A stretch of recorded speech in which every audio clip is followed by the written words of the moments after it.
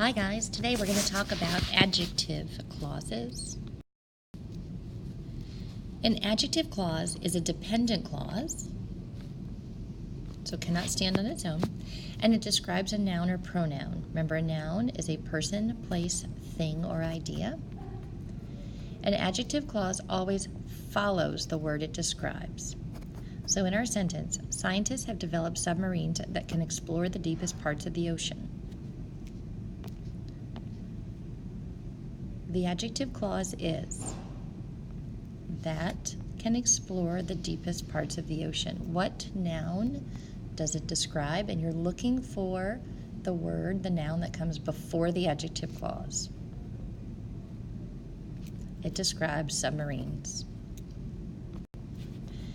An adjective clause always begins with what we call a relative pronoun, and those are words such as who, whom, whose, which, or that. So you want to be on the lookout for those relative pronouns. The scientists found 10-foot bright red worms that bloomed from the tops of underwater tubes. What is the adjective clause? And what is the relative pronoun? And what noun does it describe? Our adjective clause is that bloomed from the tops of underwater tubes. The relative pronoun is that, and it describes the noun worms. Let's try on your own.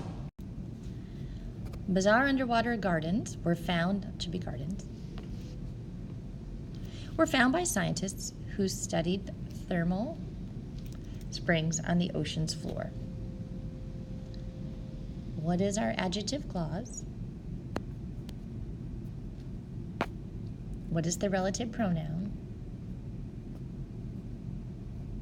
And what is the noun it describes? Adjective clause is who studied thermal springs on the ocean's floor. The relative pronoun is who, and it describes the word scientists. Did you get it?